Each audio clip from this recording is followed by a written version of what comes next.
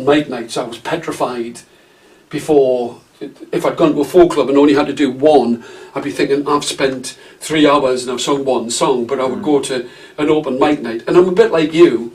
You know, you'll go to one venue, then you'll go, oh, there's somebody else on just round the corner, and then you'll go to another one. So you'll see like 3 bands in one night. Yeah. Whereas I can do the same. I think the most I've ever done is 4.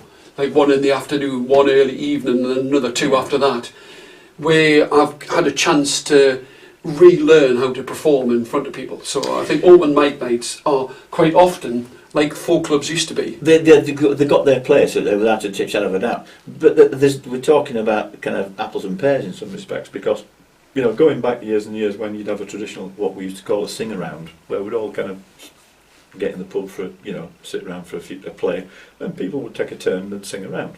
No wrong with that.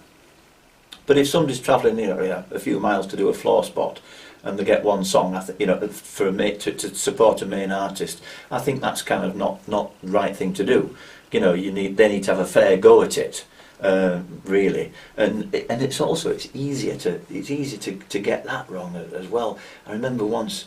This is a long time after I used to run the club, but I was involved with the Wath Folk Club years and years ago, and I remember going back to see the great Mike Waterson. You know, and he didn't perform solo that often, but he was the fountainhead of great songs. Oh, yes. He's brilliant. Yeah. You know, apart from the fact he was a great singer. Written and traditional. Yeah. You know. So he's on it was. And I can't remember who was organising the night, I suppose, but in deference to the regular floor spot singers, I think they had like about 4 floor spot singers doing 2 songs each, and they had a bit of patter because it was their time on stage in the first half. We had a bit of a great break, and then they did the same thing again. I'm thinking, for God's sake, get Mike on. He wants to sing, I want to listen to him. But they were kind of being a bit too deferential to having too many floor singers taking up the time of somebody as important as Mike was and is.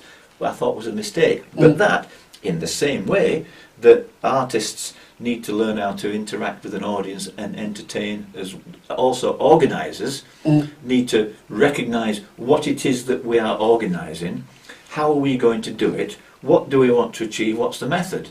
When they've decided upon that, then if it's a sing-around, it's a sing-around. But you don't want to be doing it wrong, so they can evolve and learn, as I've had to evolve and learn, doing it the way that I've tried to do it. Well, I'm sorry that you found it so difficult to talk to me. No, it's just been absolutely fantastic. You're like a force of nature, and I just love your enthusiasm. It's been absolutely fantastic. Well, pleasure. I can't wait to give you that guitar lesson, and I'm ready for some tennis. Tony Wilson, thank you very much indeed. Fantastic, really absolutely fantastic. Thank you. You see. Well, I want too difficult. Can I revert to type now and be ordinary? Yeah. You'll never be ordinary. Well, yeah, that's good. That I enjoy that. But it's a bit like I do these things in the radio, and it's just a conversation, isn't it? About But what I want, what I want to do is, it's not like a 10-minute thing. I want people to see that like folk music's such a positive thing, and we can have opinions. Yeah, absolutely. Oh, absolutely. There's no. And